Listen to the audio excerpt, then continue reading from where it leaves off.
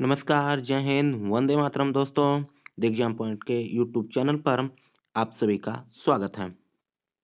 दोस्तों, आपका जो है यूपी टेट के जो कयास लगाए जा रहे हैं, जो आपका सुपर टेट है, उन सभी को देखते हुए थोड़ा-सा पहले ही प्रिपरेशन के लिए आप सभी के लिए जो है एक महत्वपूर्ण क्लास बाल विकास एवं शिक्षा मनोविज्ञान लेकर आया हूँ।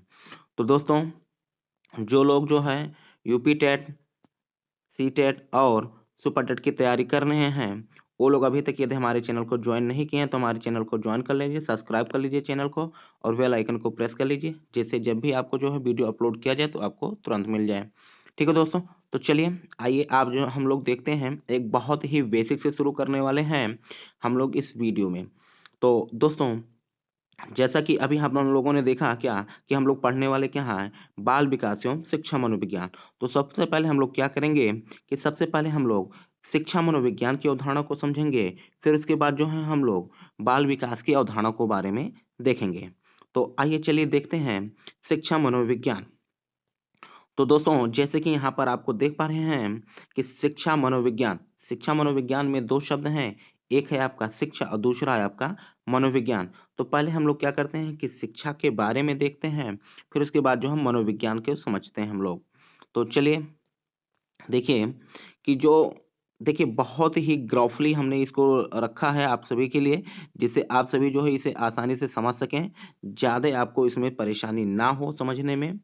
और ज़्यादा ही कोई जो है एक तरीके से ग्रंथ लिखने की आवश्यकता नहीं है। बिल्कुल जो है ग्राफ के माध्यम से समझिए, शॉर्टकट के माध्यम से लिखिए, जिससे चीज़ें एक बार देखते ही आपको याद हो जाएँ।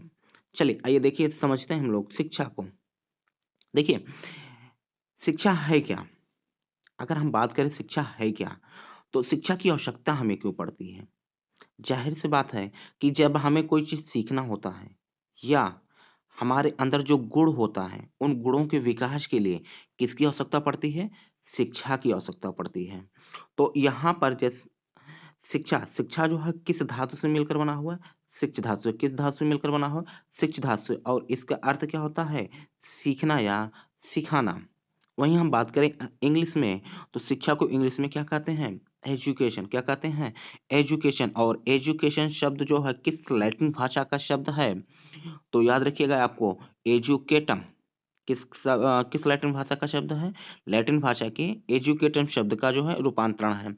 अब ये जो आपका एजुकेटम शब्द है, ये भी जो है 2 लैटिन भाषाओं से मिलकर बना हुआ है। कौन-कौन से? एक है ई और दूसरा है डिको। ई का अर्थ होता है अंदर, ई का अर्थ क्या होता है? अंदर। और ड्यूको का अर्थ क्या होता है? बाहर निकालना। ड्यूको का अर्थ क्या होता है? बाहर निकालना। इस तरीके से जो है एजुकेशन शब्द का अर्थ क्या हो जाता है कि अंदर निहित आपके अंतर जो है निहित जो शक्तियाँ हैं, आपके अंदर जो है निहित जो शक्तियाँ उनका बाहर निकालना ही आपका क्या कहलाएगा? शिक्षा कहलाएगा। तो चलिए इसका अर्थ क्या हो जाएगा आपका कि अन अंदर की शक्ति को बाहर निकालना ही क्या है आपका? शिक्षा है। अब वहीं पर कुछ बात कर लेते हैं, कुछ महत्वपूर्ण कथनों के बारे में जो विभिन्न विद्वानों द्वारा कहा गया, जिसमें से सबसे महत्वपूर्ण कथन है स्वामी विवेकानंद जी का। क्या है कि मनुष्य की अंतर्निहित पूर्णतया की अभिव्यक्ति ही किसकी? अंतर्निहित पूर्णतया की अभिव्यक्ति ही शिक्षा है। अर्थात मनुष्य के अंदर जो कुछ भी शक्तियाँ हैं, उनका क्या करना? पूर्ण रूप से विकास करना, अभिव्यक्ति करना ही क्या है? शिक्षा है। वहीं पर एक परिभाषा ये भी फेमस है, आया हुआ परिभाषा है कि स्वस्थ शरीर में स्वस्थ मस्तिष्क का निर्माण करना ही शिक्षा है। ये कथन किसका है? अरस्तू का है। और एक मोस्ट इम्पोर्टेंट परिभाषा है महात्मा गांधी जी का। क्या है कि शिक्षा से मेरा अभिप्राय बालक या मनुष्य के शरीर, मन या मस्तिष्क तथा आत्मा के सर्वांगीण एवं सर्वोत्तम विकास से है। ठीक है दोस्तों? तो इन परिभाषाओं को आपको याद रखना है और एक परिभाषा और याद रखना है शंकराचार्य जी के अनुसार कि शिक्षा वह है जो मुक्ति दिलाए। शिक्षा वह है जो मुक्ति दिलाए। इस परिभाषा को वो भी आपको याद रखना है। तो चलिए अब हम लोग समझते हैं मनोविज्ञान को। देखिए, मनोविज्ञान अर्थात साइकोलॉजी, मनोविज्ञान की यदि बात करें, मनोविज्ञान शब्द का जो शाब्दिक अर्थ निकल कर आता है सामने, वो आता है क्या? मन का विज्ञान। जैसे ही आप किसी व्यक्ति को कहते हैं हम जो है मनोविज्ञान पढ़ते हैं या हम पढ़ाते हैं, ठीक है ना? तो उसका मतलब तुरंत वहाँ पर वो व्यक्ति ये निकाल लेता है, अरे! ये तो मन को पढ़ लेता है, इसको अर्थात वो मन को पढ़ने वाला जो है विषय पढ़ा रहा है, ठीक है ना? तो एक सामान्य अर्थ या शाब्दिक अर्थ के रूप में इसे हम समझ सकते हैं क्या होता है? मन का विज्ञान। वहीं पर यदि हम लोग बात करें जो है मनोविज्ञान शब्द का सबसे पहले प्रयोग किसने किया? तो याद रखिएगा, मनोविज्ञान शब्द का सबसे पहले प्रयोग रुडोल्फ गाइकिल ने किया था। किसने किया था? रुडोल्फ गाइकिल ने किया था और इस शब्द का प्रयोग जो है अपनी एक बुक साइकोलॉजिया में इस शब्द का प्रयोग किया था। तो आपको दो चीजें यहाँ पर मिल गई। पहला, मनोविज्ञान शब्द का प्रयोग किसने किया? रुडोल्फ गोइकिल ने। किसने किया? रुडोल्फ गोइकिल ने। फिर दूसरा कि साइकोलॉजिया बुक किसकी है? ठीक है ना, साइकोलॉजिया बुक किसकी है? तो याद रखिएगा रुडोल्फ गोइकिल की। और जो मोस्ट इंपॉर्टेंट है, जो पूछा भी गया है कि मनोविज्ञान की उत्पत्ति किस शास्त्र से मानी जाती है, कहाँ से हुई है? तो याद रखिएगा दर्शन शास्त्र से। ठीक है ना, कहाँ से? दर्शन शास्त्र से। फिर उसके बाद एक चीज और याद रखिएगा कि मनोविज्ञान एक स्वतंत्र विषय के रूप में कब आया? अभी तक इससे पहले जो था, एक तरीके से आप कह लें 18वीं शताब्दी तक मनोविज्ञान जो है वो आपके दर्शन का हिस्सा था। लेकिन मनोविज्ञान जो है एक स्वतंत्र विषय के रूप में, एक अलग पहचान के रूप में कब आया? 1880 में। इसे भी इसको लेकर लाने वाले किसे श्रेय माना जाता है? विलियम उंट को। उन्होंने क्या किया था कि 1879 ईस्वी में प्रथम मनोवैज्ञानिक प्रयोगशाला की स्थापना किया था। उसी के बाद जो है मनोविज्ञान जो है एक स्वतंत्र विषय के रूप में आया। ठीक है, आगे बढ़ते हैं कि समझ लेते हैं इस साइकोलॉजी शब्द का अर्थ क्या होता है, इसकी व्याख्या क्या है। तो देखिएगा, साइकोलॉजी शब्द जो है वो ग्रीक भाषा या यूनानी भाषा के दो शब्दों से मिलकर बना हुआ है। तो साइकोलॉजी शब्द किस भाषा का शब्द है? ग्रीक भाषा से लिया गया है। ठीक है ना, किस दो शब्दों से? साइकी तथा लोगस। किससे? साइकी तथा लोगस। और आपसे पूछा जाता है साइकी का अर्थ क्या होता है? तो साइकी का अर्थ क्या होता है? आत्मा। साइकी का अर्थ क्या होता है? आत्मा। और लोगस का अर्थ क्या होता है? अध्ययन। ठीक है दोस्तों, तो इस तरीके से मनोविज्ञान शब्द का अर्थ क्या हो जाता है? आत्मा का अध्ययन। मनोविज्ञान का शब्द क्या हो जाता है आपका? आत्मा का अध्ययन। फिर आइए देखते हैं हम लोग जो है मनोविज्ञान शब्द की व्याख्या कितने लोगों ने की थी। तो देखिए, मनोविज्ञान शब्द की दो ही व्याख्या की गई थी। एक जो है गैरेट के अनुसार किया गया और दूसरा जो है पंपोलॉजी के अनुसार किया गया। गैरेट के अनुसार जो अभी हम लोगों ने एक परिभाषा, अभी इसकी व्याख्या देखी थी कि साइकी का अर्थ क्या होता है? आत्मा। और लोगस का अर्थ क्या होता है? अध्ययन। वहीं पर पंपोलॉजी ने क्या किया था कि साइकी का अर्थ क्या बता दिए? मन बता दे। क्यों? क्योंकि ये जो है इन्होंने माना क्या आपके 17वीं और 18वीं शताब्दी में कि जो मनोविज्ञान है वो मन का विज्ञान है। तो इसीलिए उन्होंने साइकी का अर्थ क्या बताया? मन का विज्ञान बताया। ठीक है दोस्तों, तो इन चीजों को याद रखना। हालांकि ये कभी आपसे पूछा भी नहीं जाएगा, इसके लिए ज्यादा आपको परेशान होने की आवश्यकता नहीं है। बस अपनी समझ के लिए इसे आप समझे रहिए, याद रखिए। हाँ, मनोविज्ञान की परिभाषाएं आपको याद रखनी होंगी। कुछ परिभाषाएं जैसे आपके वाटसन की परिभाषा याद रखनी है। कौन सी? कि मनोविज्ञान व्यवहार का धनात्मक विज्ञान है। मनोविज्ञान मनोविज्ञान जो है व्यवहार का धनात्मक विज्ञान है या यथार्थ विज्ञान है। इसको याद रखना। ठीक है ना, किसका कथन है? वाटसन का कथन है। फिर इसके बाद क्या है? वुडवर्थ की एक परिभाषा है कि मनोविज्ञान वातावरण के संपर्क में होने वाले मानव व्यवहार का विज्ञान है। ठीक है ना, तो ये किसके अनुसार हो जाएगा? वुडवर्थ के अनुसार। और एक और परिभाषा कि मनोविज्ञान मानव और पशु व्यवहार का विज्ञान है। ये किसने कहा था? मॉर्गन ने कहा था। ठीक है ना, यह मॉर्गन का कथन है। फिर उसके बाद मनोविज्ञान आचरण एवं व्यवहार का यथार्थ विज्ञान है। ठीक है दोस्तों, यहाँ पर अर्थ नहीं होगा, यथार्थ होगा। मनोविज्ञान आचरण एवं व्यवहार का यथार्थ विज्ञान है। किसका है? विलियम मैकडूगल का है। ठीक है दोस्तों, और अगला है परिभाषा कि मनोविज्ञान व्यवहार व अनुभव का विज्ञान है। किसके अनुसार? स्किनर के अनुसार। और एक लास्ट परिभाषा है मनोविज्ञान मानव व्यवहार और मानव संबंधों का अध्ययन है। क्रो एंड क्रो के अनुसार। अब देखिए दोस्तों, आपको कौन सी परिभाषा इसमें याद रखनी है? एक परिभाषा याद रखनी है वाटसन के अनुसार और दूसरी परिभाषा याद रखनी है क्रो एंड क्रो के अनुसार। यही दो परिभाषाएं आपके जो है हमेशा याद रहनी चाहिए, आपके जुबान पर होनी चाहिए। ठीक है दोस्तों, चलिए अब आप आगे हम लोग देख लेते हैं जो आपकी मोस्ट इंपॉर्टेंट टॉपिक है। ये आपका जो है मोस्ट इंपॉर्टेंट टॉपिक है, इसको बहुत ध्यान पूर्वक समझिएगा। देखिए यहाँ पर मनोविज्ञान का विकास का क्रम, मनोविज्ञान का जो है विकास का क्रम क्या था, तो ये आपको ऐसे याद रखना है, ठीक है ना, ऊपर से नीचे, नीचे से ऊपर की तरफ चलेगा। देखिए क्या हुआ कि शुरुआत में जब मनोविज्ञान आया तो उसमें जो है लोगों ने कहा कि यदि आप जो है आत्मा का अध्ययन कर लेते हैं तो आप क्या हो जाते हैं, आप मनोविज्ञान अर्थात लोगों के मन की बातों को आप समझ ले जाएंगे, पढ़ ले जाएंगे।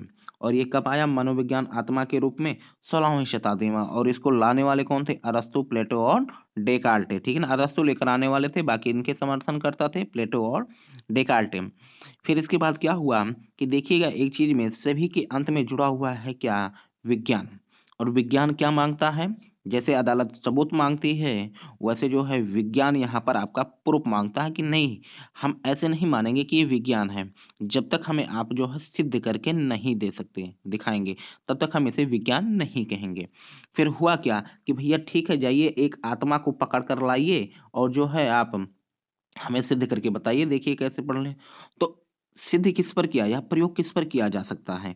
जो चीज मूर्त रूप में उपस्थित होंगी उन्हीं पर तो ही सिद्ध या प्रयोग या हम लोग प्रैक्टिकल कर पाएंगे। अन्यथा जो चीज आभासी है, जो चीज हम देख ही नहीं सकते, क्या हम उस पर जो है अध्ययन कर पाएंगे, प्रैक्टिकल कर पाएंगे? नहीं ना। तो इसी वजह से जो है आत्मा के विज्ञान के रूप में इसे नकार दिया गया। फिर क्या हुआ, पंपोलाजी कूद कर चले आए कि भैया रुको रुको रुको, ये आत्मा आत्मा कुछ नहीं होता है, ये जो मनोविज्ञान है वो मन का विज्ञान है। आत्मा भूत प्रेत ये सब कहाँ पर लाके आप रख रहे हो इसमें मनोविज्ञान में, ठीक है ना। तो यहाँ पर ये कॉन्सेप्ट खत्म हो गया। मन का विज्ञान लेकर आगे कौन? पंपोलाजी। और ये कब लेकर आए? तो 17वीं शताब्दी में। 17वीं शताब्दी में इन्होंने जो है मन का विज्ञान लेकर आए। और इन्होंने कहा क्या है कि यदि आप लोगों के मन को समझ ले जाएंगे, पढ़ ले जाएंगे, तो समझ लीजिए उस व्यक्ति को आप समझ ले जाएंगे, उस व्यक्ति का आप क्या कर सकते हैं, अध्ययन कर सकते हैं। लेकिन फिर वही स्थिति आई, विज्ञान, विज्ञान फिर कूद कर आ गया कि भैया हमें जो है सिद्ध करके दिखाओ, तब तो हम माने हम विज्ञान हैं। ठीक है, पंपोलॉजी ने कहा ठीक है, चलिए हम सिद्ध करते हैं। लेकिन स्थिति फिर वही आ गई। मन बहुत चंचल होता है। क्या होता है? मन चंचल होता है, एक जगह तो कभी रुक ही नहीं सकता। आप यदि सोचोगे कोई कार्य करना शुरू करो, तब तक याद आता, अरे हमने तो वो काम छोड़ दिया, अरे हमें आज तो वहां जाना था, अरे उसने फोन किया था, हमने बात नहीं किया, अब क्या होगा, अब तो पूरा तो गड़बड़ हो जाएगा, खलमंडल मच जाएगी, ठीक है ना। लेकिन मन का क्या अध्ययन कर पाएंगे हम लोग? मूर्त रूप में उपस्थित कर पाएंगे कि हम लोग? क्या हम उस पर कोई परीक्षण कर पाएंगे? नहीं ना। कौन व्यक्ति अपना मन देगा कि भैया ले जाओ हमारे मन से जो है खिलवाड़ करो, आप कोई दिक्कत नहीं होगी हमें? कोई नहीं दे पाएगा ना। यहाँ पर भी वही बात आ गई, क्या खत्म कर दी गई कि जो है मन, जो मनोविज्ञान जो है वो मन का विज्ञान नहीं है। फिर क्या हुआ कि 19वीं शताब्दी तक लगभग ये जो अवधारणा थी वो 17वीं और 18वीं शताब्दी तक बनी रही। फिर 19वीं शताब्दी में विलियम उंट महोदय ने क्या किया कि एक मनोवैज्ञानिक प्रयोगशाला की स्थापना किया। किसकी? एक मनोवैज्ञानिक प्रयोगशाला की स्थापना किया 1879 में। अभी हम लोग इसको भी देखेंगे, ठीक है, पहले आप समझिए। तो मनोवैज्ञानिक प्रयोगशाला की स्थापना किया किसने? विलियम उंट ने। और उन्होंने क्या किया कि उस मनोवैज्ञानिक प्रयोगशाला में चेतना का अध्ययन किया। किसका? चेतना का अध्ययन किया। अब पहले आप समझ लीजिए ये चेतना है क्या, नहीं तो आप समझ ही नहीं पाएंगे, चेतना चेतना रटते आप चले जाएंगे, ठीक है ना। चेतना का मतलब हो गया कि जो आपकी ज्ञानेंद्रियां हैं, ज्ञानेंद्रियां कितनी होती हैं? 5। इन ज्ञानेंद्रियों से जो हमें ज्ञान प्राप्त होता है या जो अनुभव एहसास होता है वही आपका क्या कहलाता है? चेतना कहलाता है, ठीक है ना। इंद्रिय ज्ञान ही आपका क्या कहलाएगा? चेतना या संवेदना, ठीक है दोस्तों। तो ये इन्हीं क्रियाओं का, इन्हीं चीजों का इन्होंने क्या किया? अध्ययन करना शुरू किया। और इनके समर्थन में कौन कौन आ गए? विलियम जेम्स और जेम्स सली आ गए। लेकिन बात फिर वहीं पर आके फंस जाती है कि भैया हमें सिद्ध करके बताइए। लेकिन यहाँ पर क्या हुआ कि इन्होंने जिस विधि का अध्ययन किया था या जिस विधि से अध्ययन करना शुरू किया था वो था अंतर्दर्शन विधि। कौन सा था? अंतर्दर्शन विधि। और अंतर्दर्शन विधि में पूर्ण रूप से 100% कोई चीज सत्य रूप से अपने आप का निरीक्षण नहीं कर सकता। कहीं ना कहीं वो पूर्वाग्रह का शिकार हो जाएगा, या जो है अपनी चीजों को बचाने के लिए कुछ चीजों झूठ भी बोल सकता है। तो इसमें 100% एक्यूरेसी नहीं थी। और दूसरी बात है कि प्रत्येक चीजों का जो है इस माध्यम से अध्ययन नहीं किया जा सकता है। ठीक है, तो इस वजह से क्या हुआ कि ये जो आया चेतना का विज्ञान, इसको भी क्या कर दिया गया, समाप्त कर दिया गया कि भैया नहीं, मनोविज्ञान जो है चेतना का विज्ञान नहीं है। फिर उसके बाद कौन सा है आपका, लास्ट में आता है 20वीं शताब्दी में व्यवहार का विज्ञान, और इसको लाने वाले कौन थे, वाटसन। तो यहीं से एक चीज और याद रखिएगा कि व्यवहारवाद के जनक कौन माने जाते हैं, व्यवहारवाद के जनक कौन माने जाते हैं, तो याद रखिएगा वाटसन, जेबी वाटसन। ये प्रश्न पूछा भी गया है कि व्यवहारवाद के जनक कौन है, किसके, व्यवहारवाद के जनक कौन है। तो आप ये रखिएगा याद, क्या, वाटसन है। व्यवहारवाद के जनक कौन है, वाटसन है। ठीक है ना। तो 19वीं शताब्दी में क्या आया, व्यवहार का विज्ञान आया। और व्यवहार का विज्ञान क्या करता है कि व्यक्ति के व्यवहारों का क्या करता है, अध्ययन करता है, व्यक्ति के व्यवहारों का अध्ययन करता है। अब यहाँ पर इस विज्ञान फिर कूद के आया, भैया सिद्ध करो। कि ठीक है भैया, लाइए हम सिद्ध करते हैं।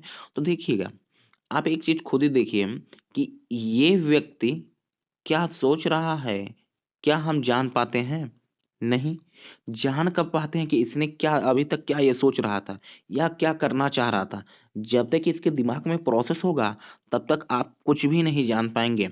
लेकिन जैसे इसने क्या किया, क्रिया किया, जैसे इसने जो है कोई गतिविधि की, जैसे इसने जो है कोई व्यवहार किया, फिर पट्ट से हम लोग तुरंत पकड़ लेते हैं, अरे फला व्यक्ति जो है यही सोच रहा अब तक, हम जान ही नहीं पाए कि ये सोच रहा था क्या। ठीक है ना। तो जब तक व्यक्ति कोई गतिविधि नहीं करेगा तब तक उन चीजों के बारे में हम लोग नहीं जान पाएंगे। और किसी भी व्यक्ति के बारे में हम लोग उसके द्वारा किए गए क्रियाकलापों के आधार पर उसके व्यवहारों का हम क्या करते हैं, अध्ययन करते हैं, या उसके बारे में हम लोग बताते हैं लोगों को कि फला व्यक्ति जो ऐसा, फला व्यक्ति ने ऐसा किया, फला व्यक्ति ने वो ऐसा किया। ठीक है ना, ये व्यक्ति बहुत अच्छा है। किसके आधार पर, बस इसके व्यवहार के आधार पर। किसके आधार पर, व्यवहार के आधार पर।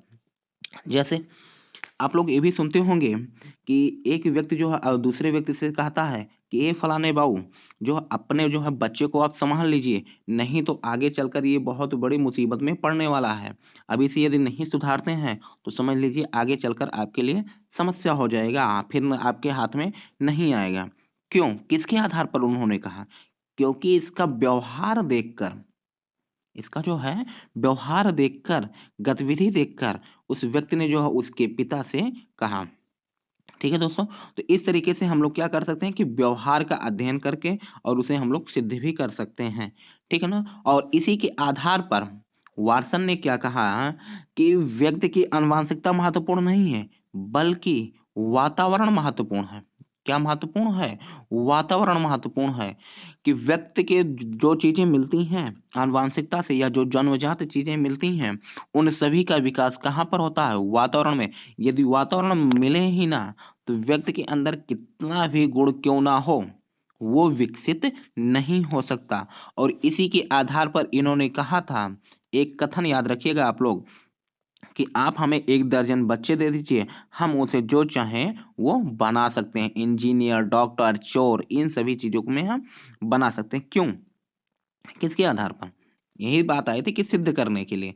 तो उन्होंने कहा ठीक है, आप हमें जो है 1 दर्जन बच्चे ला के दीजिए, हम उसे जो है इंजीनियर भी बना सकते हैं, डॉक्टर भी बना सकते हैं, गुंडा बदमाश भी बना सकते हैं, जो कहीं हम वो बना दें। तो इस आधार पर एक परिभाषा ये भी याद रखिएगा, ये कोटेशन है इनका, वाटसन का। और किसके आधार पर उन्होंने कहा, क्योंकि उस बच्चे को वैसा वातावरण प्रदान किया जाएगा, उस बच्चे को वैसा वातावरण, माहौल, परिवेश प्रदान किया जाएगा जिससे जो है बच्चा इंजीनियर, डॉक्टर, या अगर चोर बनाना होगा तो चोर की तरह जो है माहौल दिया जाएगा, बना सकते हैं। तो इसी वर्ड इसलिए अब इस तरीके से जो आपका मनोविज्ञान है वो व्यवहार का अध्ययन करता है। किसका अध्ययन करता है, व्यवहार का अध्ययन करता है, ना कि चेतना, मन या आत्मा का। ठीक है दोस्तों, तो इन चीजों को आपको याद रखना है। फिर आइए देखिए, अब हम लोग वही बात कर रहे थे जो प्रयोगशालाओं की।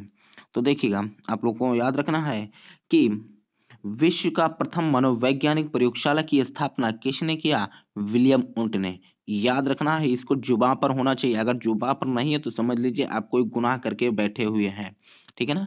इसको याद रखना है। और इसकी स्थापना कब की गई? 1879 ईस्वी में। और कहाँ पर किया गया? तो लिपजिंग विश्वविद्यालय, जो वर्तमान में कार्ल मार्क्स विश्वविद्यालय के नाम से जाना जाता है। और इन्होंने जब इस प्रयोग की स्थापना की, जिसमें जो है चेतन क्रियाओं का अध्ययन किया, उसमें उन्होंने कौन सी विधि का प्रयोग किया था? अंतर्दर्शन विधि का। किस विधि का प्रयोग किया? अंतर्दर्शन विधि का प्रयोग किया। और रही बात भारत की, तो भारत में प्रथम मनोवैज्ञानिक प्रयोगशाला की स्थापना कहाँ पर किया गया? कोलकाता में किया गया। और इसका जो है श्रेय किसे जाता है? सेनगुप्त को। और कब किया? 1916 ईस्वी में। आपको याद जरूर रखना है, भारत और विश्व का दोनों याद रखना, ठीक है ना। विश्व में कब किया गया? 1879 ईस्वी में। याद कैसे रखेंगे? देखिएगा, चेतना का विज्ञान आया कब? चेतना का विज्ञान आया कब? 19वीं शताब्दी। 19वीं का मतलब 18, ठीक है ना। 1800 के बाद जो शताब्दी शुरू होगी वो आपकी कैसी होगी? 19वीं शताब्दी। जैसे आपका वर्तमान में 21वीं शताब्दी चला, लेकिन हम लोग लिखते क्या? 2022, 2023 ऐसे लिखते हैं, ठीक है ना। तो आपको याद रखना है 19वीं शताब्दी में। अब 19वीं शताब्दी में 7, 8, 9, ठीक है। और 7, 8, 9 को तो ये आपका अगर इस तरीके से करेंगे तो क्या हो जाएगा आपका? 17वीं शताब्दी हो जाएगा, सॉरी 18वीं शताब्दी हो जाएगा। लेकिन अब अगर हम लोग ऐसे कर दें, हो गया ना। ये इस तरीके का ट्रिक आप याद रखिएगा। 7, 8, 9 और उसके बाद जो है 8 को आगे लाके रख दीजिएगा 1 के साथ। देखिएगा, कुछ गणित के अंकों के साथ यदि आप याद करते हैं ना तो बहुत आसान हो जाएगा आपके लिए, ठीक है ना। उसके बाद देखिएगा 20वीं शताब्दी में आपके भारत में स्थापित किया गया 1916 ईस्वी में। और इसको स्थापित करने वाले कौन थे? सेन गुप्त। और कहाँ पर स्थापित किए? कोलकाता में स्थापित किए। और एक चीज और याद रखिएगा कि उत्तर प्रदेश में मनोवैज्ञानिक प्रयोगशाला कहाँ पर स्थित है? तो याद रखना है आपको, प्रयागराज में। कहाँ स्थित है? प्रयागराज में। और कब स्थापित किया गया? तो 1947 में, आजादी के समय, ठीक है ना। इतना चीजें याद रखना है कि उत्तर प्रदेश का जो है मनोवैज्ञानिक प्रयोगशाला कहाँ पर स्थापित है? तो प्रयागराज में स्थापित है, ठीक है दोस्तों। चलिए अब हम लोग अब समझ लेते हैं दोनों को एक साथ। शिक्षा मनोविज्ञान का अर्थ क्या है? देखिएगा, शिक्षा का अर्थ क्या होता है? व्यवहार का परिमार्जन करना, आपका जो व्यवहार है उसमें सुधार लाना। और मनोविज्ञान का अर्थ क्या है? व्यवहार का अध्ययन करना। इस तरीके से शिक्षा मनोविज्ञान का अर्थ हो जाता है व्यवहार के परिमार्जन के लिए व्यवहार का अध्ययन करना ही क्या कहलाता है? शिक्षा मनोविज्ञान, ठीक है दोस्तों। चलिए, और अब आज के वीडियो में बस हम इतना ही रखते हैं। वीडियो पसंद आया होगा तो वीडियो को ज़्यादा से ज़्यादा लाइक कीजिएगा, शेयर कीजिएगा। और अभी तक चैनल को सब्सक्राइब नहीं किए हैं तो चैनल को सब्सक्राइब कर लीजिए, बेल आइकन को प्रेस कर लीजिए, जिससे जब भी वीडियो अपलोड किया जाए उसका नोटिफिकेशन आपके पास जरूर पहुंच जाए। तो दोस्तों, आज की वीडियो में बस इतना ही रखते हैं, फिर मिलते हैं एक और बेहतरीन वीडियो के साथ। तब तक के लिए जय हिंद।